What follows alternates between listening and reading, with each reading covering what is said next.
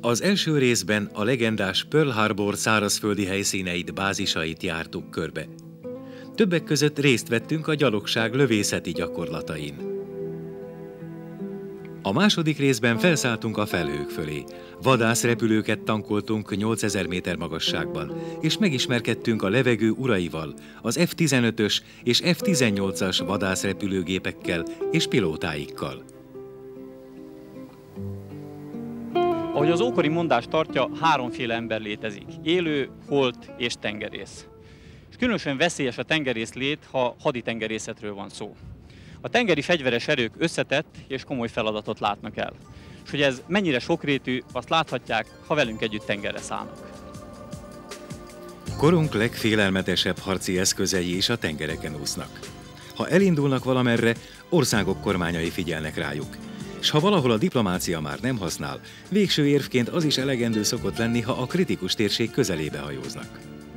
A repülőgép anyahajók, ezek az úszó légierőbázisok, nem csak iszonyú fegyverraktárak egyúttal, hanem több ezer fős legénységnek otthont adó acélvárosok.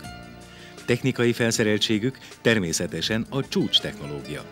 És ami ezt működő egységgé, tökéletes harci gépezetté ötvözi, az a szervezettség, fegyelem, pontosság, amit állandó tanulással lehet megszerezni, fejleszteni.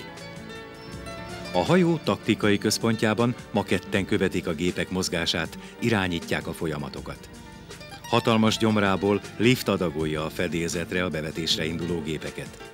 Hiszen itt minden azért történik, hogy a vadászgépek pontosan, gyorsan elindulhassanak és végrehajtassák küldetésüket, majd biztonsággal visszatérhessenek a fedélzetre.